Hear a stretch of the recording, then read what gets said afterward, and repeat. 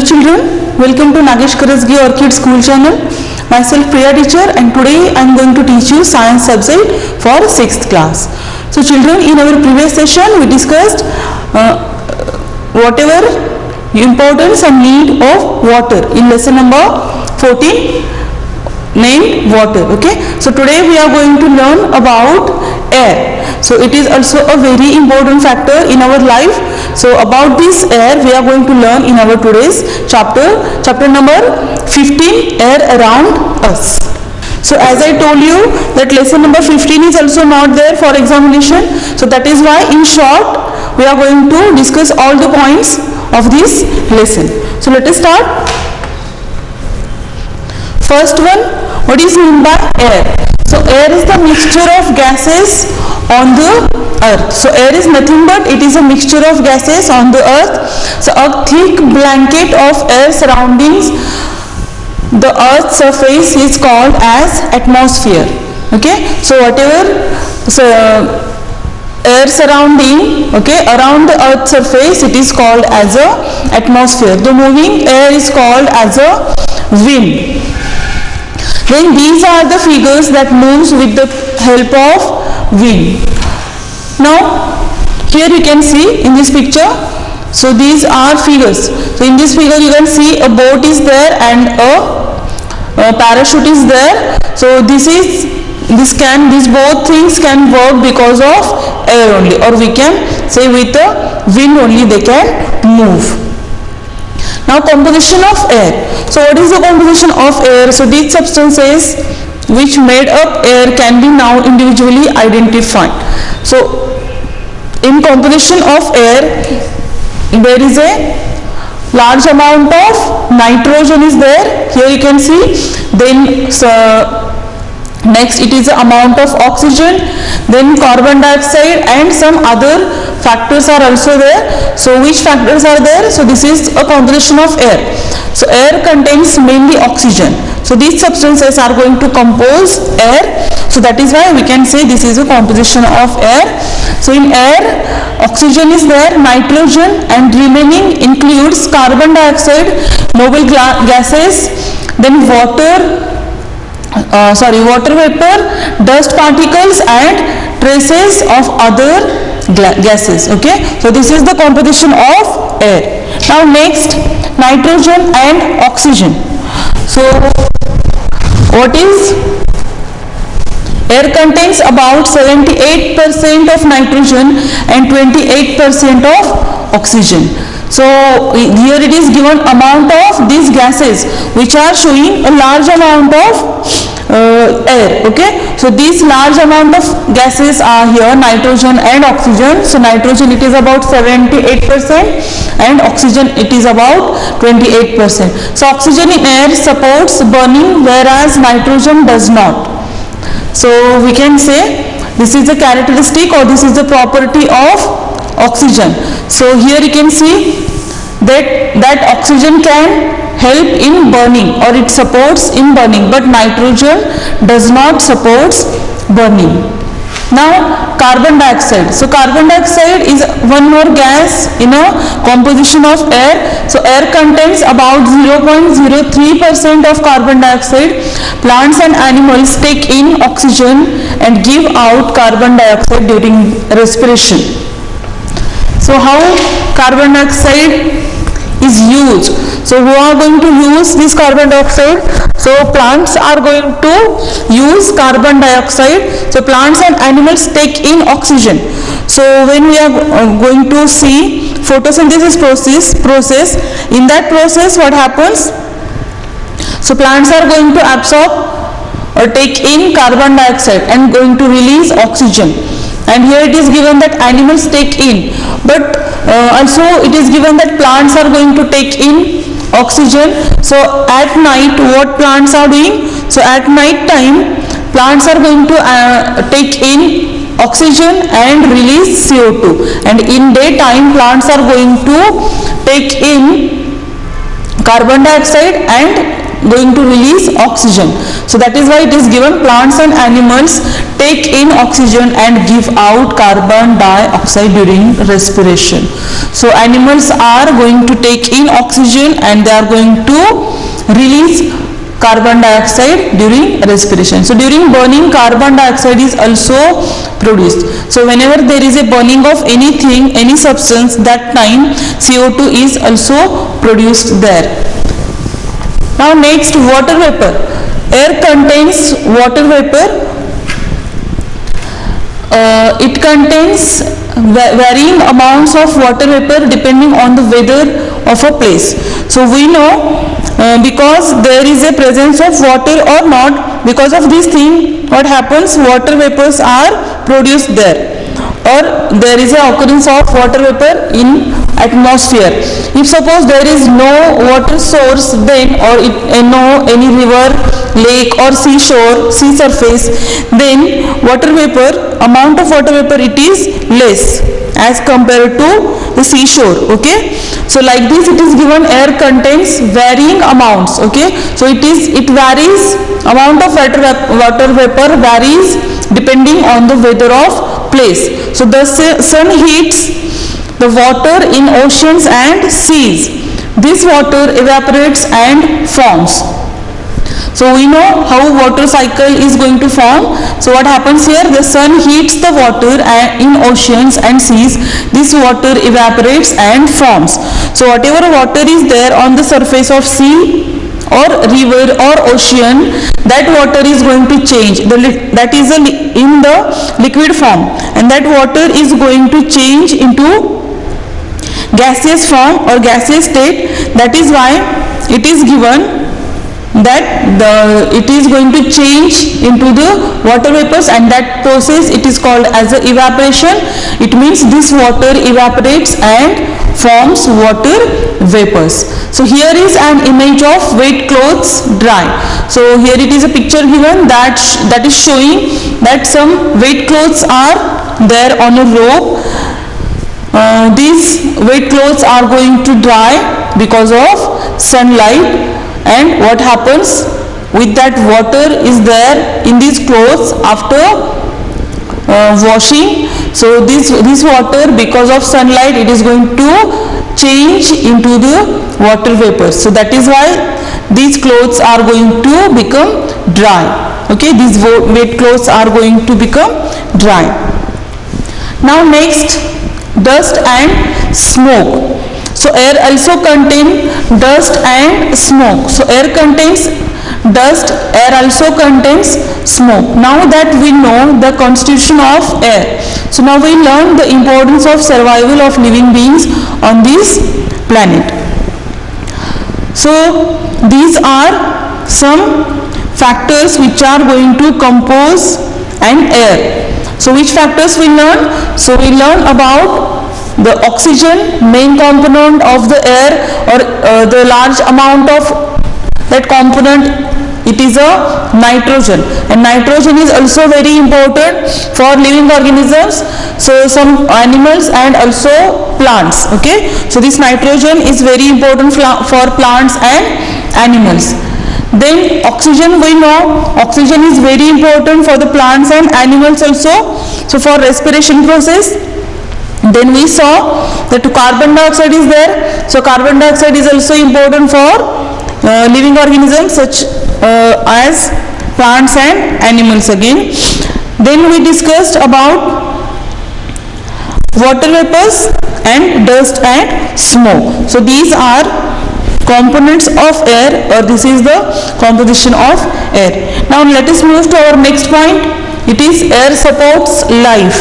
So this air, which is a mixture of different gases or different components, this is going to support our life. So how it is going to support our life?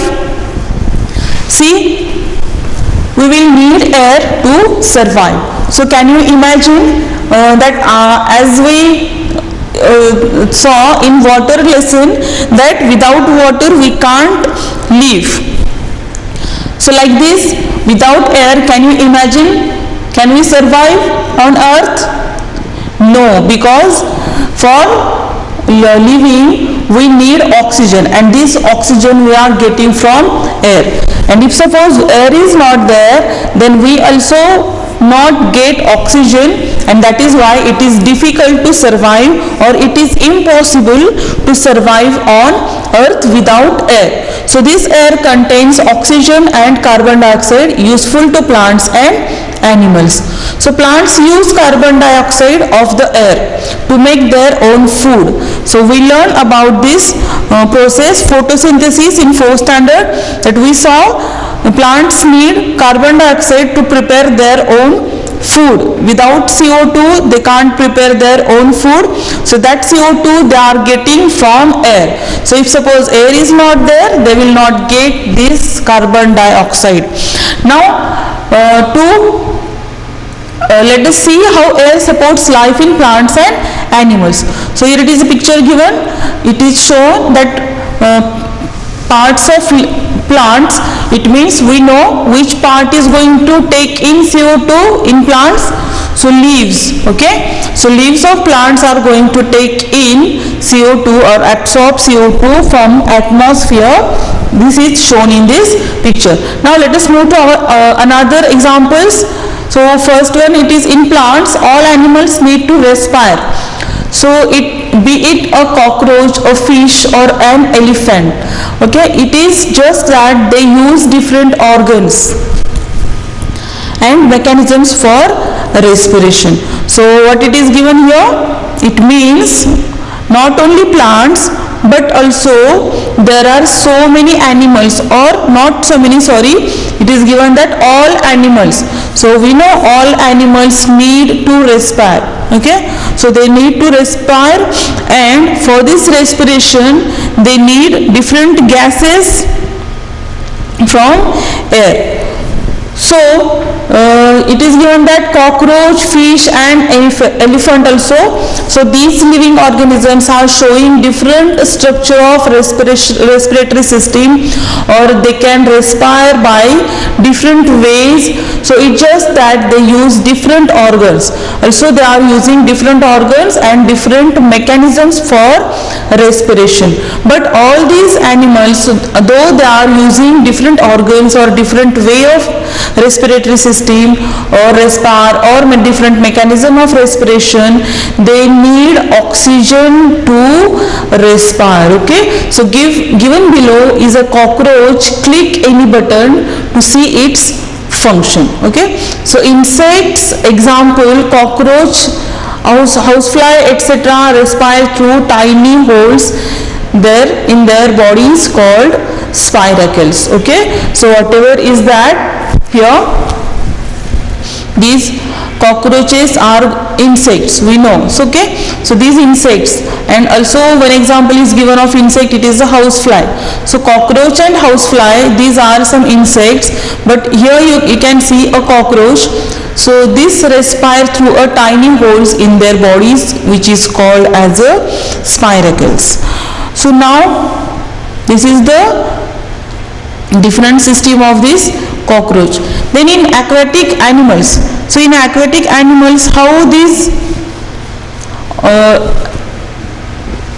living organisms from sea or river or from water are going to respire here. So see, most aquatic animals such as tadpoles, crabs and shrimps have special organs for respiration called gills, okay. So when there is a type of living organisms which are living in water, and these living organisms which are living in water, these are called as aquatic living organism, and those animals which are living in water, these are called as aquatic animals.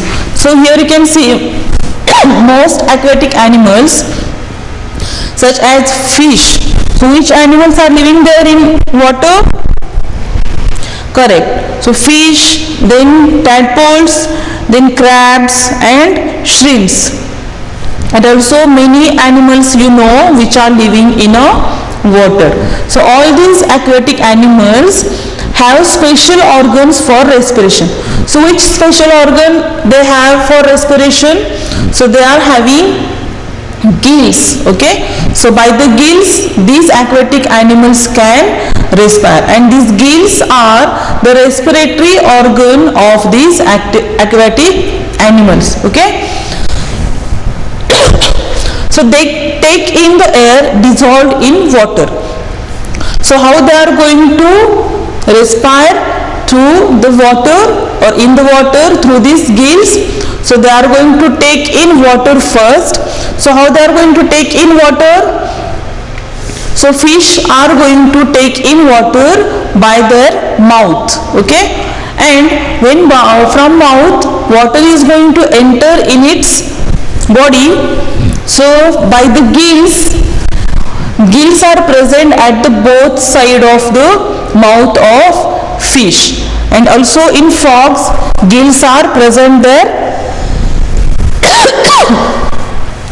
So when they are going to take in water from mouth, so these gills are going to absorb oxygen, or that oxygen is dissolved in water. Okay, so whatever oxygen is dissolved in water, that oxygen is absorbed by these gills. Okay, by these gills, and they can breathe. These fish can breathe here. Okay, some animals such as dolphins and whales come out of to the surface of the water to take in air, since they have lungs to breathe. So though those animals which are living in water, these are called as aquatic animals, and all these aquatic animals are going to respire through the gills. But there are some exceptional living organisms which are living in water. They do not have organs which is known as gills. Okay, so they don't have gills to respiration. They are having other type of organs. So which organs they are having? So for exceptional living organisms from the water or from the fish are dolphins and whales.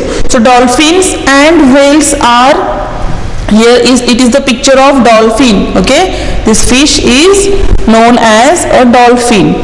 So these dolphins and whales are coming out to the surface of the water to take in air. So we saw that aquatic animals which are having gills, they can take in water from their mouth and they can absorb dissolved oxygen in the water, and they don't need to come out of the surface from the water. They can take in water whenever they are inside the sea or ocean. But these living organisms which are dolphins and whales, they need to come out of the surface of that water of sea or ocean, and they can breathe now. So for this purpose they came out and they take in air, and then how they are going to take in air? Because they are having lungs. Okay, so they are having lungs, and these lungs are going to take in air, and from this air lungs are going to absorb oxygen. So like this whales and dolphins can complete their respiration process. Okay, so this is about aquatic animals.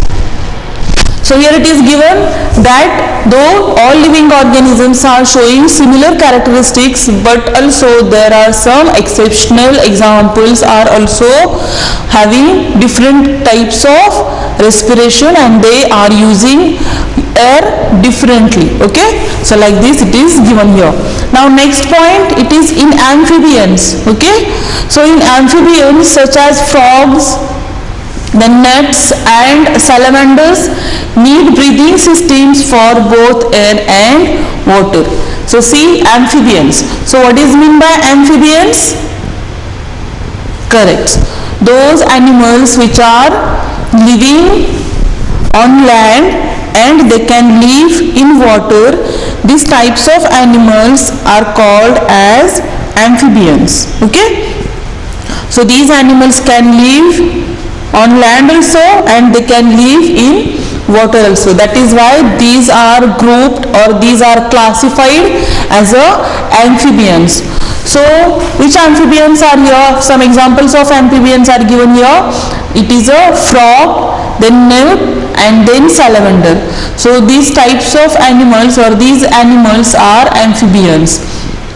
So they need breathing system for both air and water. So these animals living on land and also in water, because of that they should have two types of respiratory organs, because they can because they need to respire in water also and they need to respire in on land also. Okay, so that is why they should have both type of respiratory system or breathing system, we can say. So crocodiles and alligators swim through water with part of their snout above the water surface to breathe easily through the nostrils. So these animals, crocodiles, so how these frogs, newts and salamanders are going to breathe?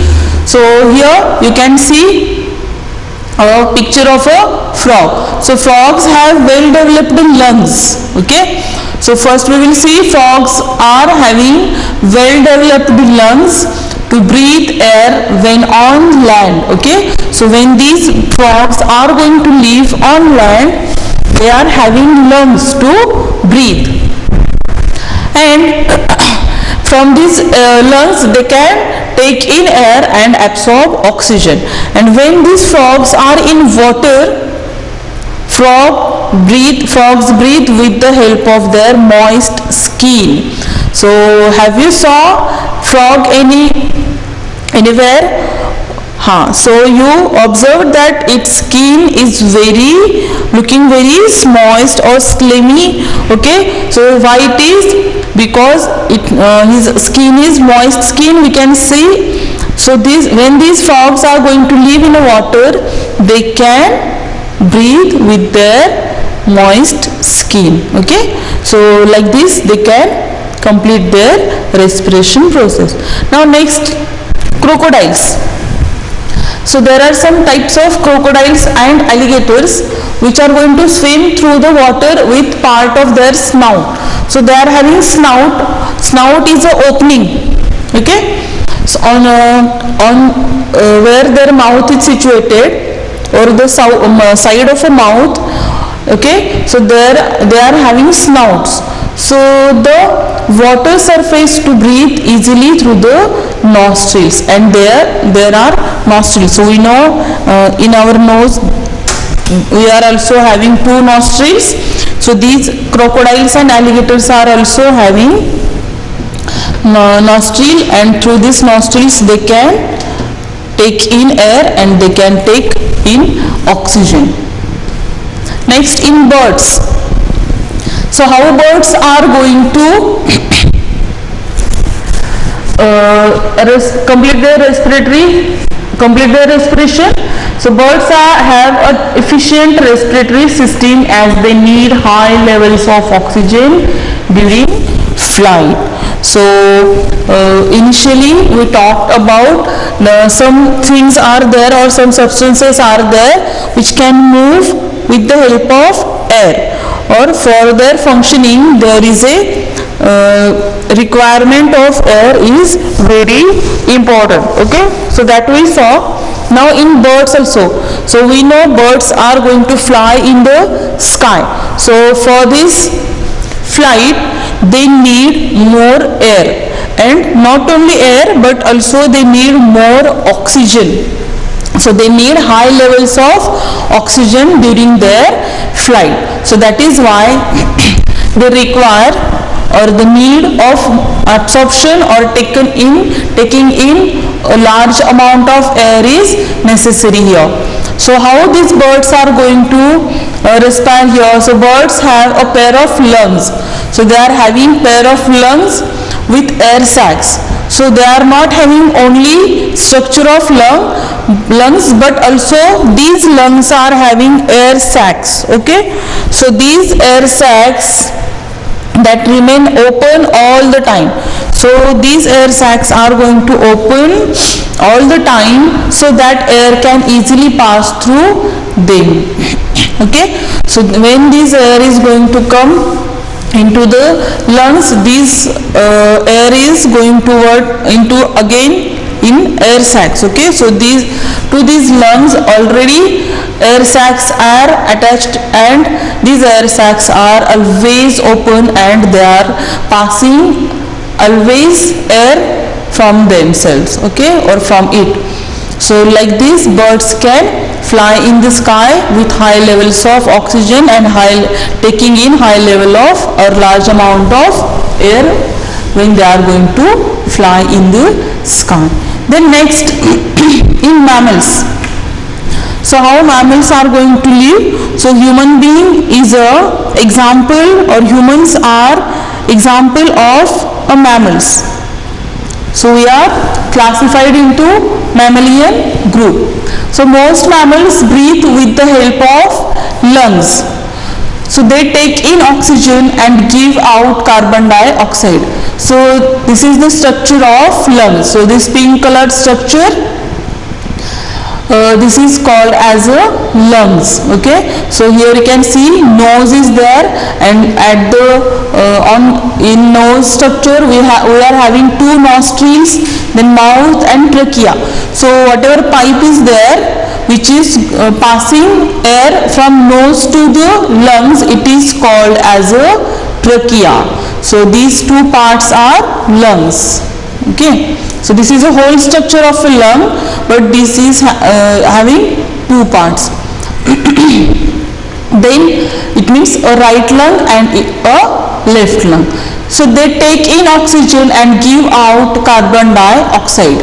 So these lungs are going to take in oxygen. When air is going to pass through the nose, trachea and into the lungs are going to absorb oxygen or take in oxygen, and carbon dioxide they are going to release.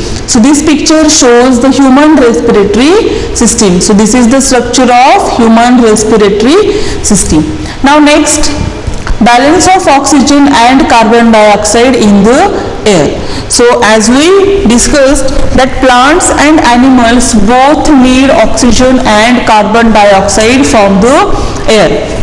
We talked about that plants need oxygen at night and CO2 at day, and they are going to release CO2 in the night and O2 in the daytime. And also all living organisms, instead of plants, they also need CO2 sometimes and oxygen all the times. Okay, so the balance of oxygen and carbon dioxide in the atmosphere is maintained through the respiration in plants and animals. So how it is possible? And by photosynthesis by plants. So how it is possible? Plants produce oxygen during photosynthesis and utilize oxygen during respiration. So plants are going to produce oxygen during photosynthesis process. We know plants are going to take in CO2, and with the help of water, then some minerals and chlorophyll and sunlight, they are going to prepare their own food. And when they are going to prepare their own food is prepared into C6H12O6, it means in a glucose form, and remaining substances are also produced, or some other substances are also produced, which is water and oxygen. And this oxygen which is produced during this photosynthesis process, it is released into atmosphere, okay, in the gaseous form. And this oxygen is used by animals for the respiration. So they produce much more oxygen during the photosynthesis than they consume. So this is how the oxygen consumed by plants. And this oxygen which is released in air, that is taken in by animals, and animals are going to release CO2 during their respiration. Okay, So like this, plants are going to take in CO2 and releasing O2, and animals are going to take in O2 and release CO2. So this is the cycle of this balancing of oxygen and carbon dioxide in the air. Okay, so children, we discussed here air around us. In this lesson we discussed that what is mean by air, or meaning of air. Air is a mixture of different types of gases and some other substances, and also we discussed how air is important and how air is used in different way in different types of living organisms for their respiration, and also we learn about the balancing of oxygen and carbon dioxide in atmosphere. So children, hope you understood all these concepts from this lesson. This lesson is not for their examination, okay, so don't worry, but also you have to read this lesson through your textbook. So we will stop here. Thank you.